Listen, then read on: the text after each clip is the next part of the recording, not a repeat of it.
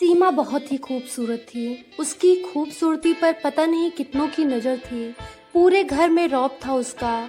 इन दिनों उनके घर एक रिश्ता आया। खानदानी लोग थे और पापा की पुरानी जान पहचान थी उनके साथ। सीमा के साथ कोई ज़बरदस्ती नहीं थी, पर सीमा ने फिर भी हाँ कर दी क्योंकि वह अपने परिवार से बहुत प्यार करती थी। वह जानती थी कि वह लोग उनका अच्छा ही सोचेंगे। लड़के का नाम राजा था। राजा काफ़ी पढ़ा लिखा और समझदार लड़का था।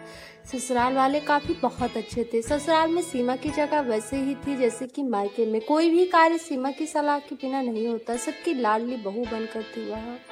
फिर उसके घर एक बेटे का जन्म हुआ। राहुल सीमा को जान से प्यारा था। पोता पाकर ससुराल वाले तो फूले नहीं समाते थे। सीमा कभी कभी सोचती कि उसकी किस्मत कितनी अच्छी है। उसका हर अपना उसकी कितना प्यार करता है। चाहे जीवन में कैसा भी समय आए, मेरे अपने हमेशा मेरे साथ है। मैं कभी अकेली नहीं हो सकती। कितनी खुद किस्मत हूँ मैं।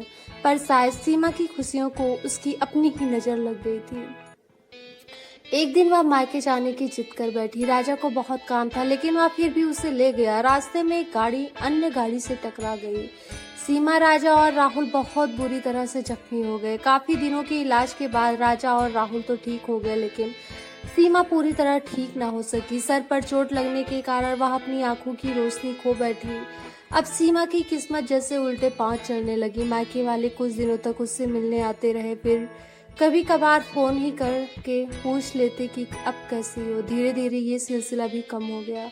ससुराल वालों की सहानुभूति भी कम होने लगी। घर में किसी को पास बैठने के लिए कहती तो जवाब मिलता, बहुत काम है, अब तुम ही हाथ नहीं बटा सकती। राज भी चिड़चिड़ा हो गया था। बस राहुल ही था उसके साथ, जिसके साथ हंसते खेलते उसका वक्त गुजरता।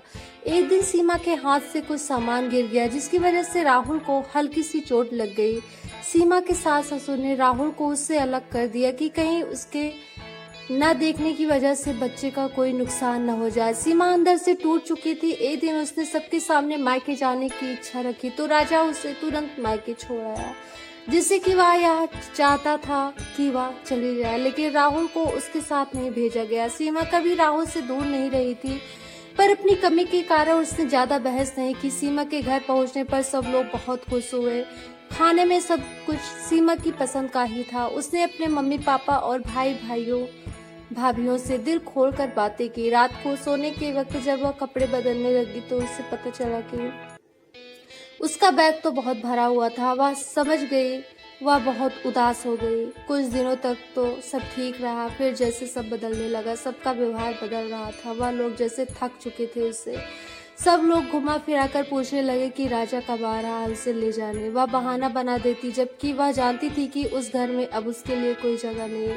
सीमा से चलते वक्त कुछ न कुछ नुकसान हो जाता। थोड़ी बहुत टोका टाकी उसे सुनाई देती, वह टाल देती। एक दिन उसके हाथ से लगकर एक कीमती फूलदान टूट गया। छोटी भाभी ने बहुत हंगामा मचाया। सीमा के माता पिता रोज रोज की झमेले से तंग आ गए थे। उन्होंने राजा को खुद फोन कर दिया। राजा सीमा को अपने घर ले आया। सीमा को अपने परिवार वालों से ये उम्मीद न थी। सीमा के कहे बिना घर में एक पत्ता भी नहीं हिलता था। उस घर के लिए अब वह बोझ बन चुकी थी। राजा के साथ ससुराल आते वक्त वह बहुत खुश थी, क्योंकि वह अपने घर जा रही थी, अपने जिगर के टुकड़े राहुल। परंतु यह खुशी कुछ पल की थी। सारा बंदोबस्त पहले से ही हो चुका था। उसे सीधे कमरे में पहुंचा दिया गया। ऊपर वाले राहुल से दूर रहने की सख्त चेतावनी दी गई। एक काम वाली लता को उसकी जिम्मेदारी सौंप दी गई, जो उसे खाने पहनने जैसे जरूरतों का ध्यान रखती थी। वह ज्यादातर चुप रहती थी। कभी कभी काम वाली लता से थोड़ा बतिया लेती। उसके जरिए राहुल का पता चल जाता। सबकी लाडली बेटी और बहू सबके लिए बोझ बन चुकी थी।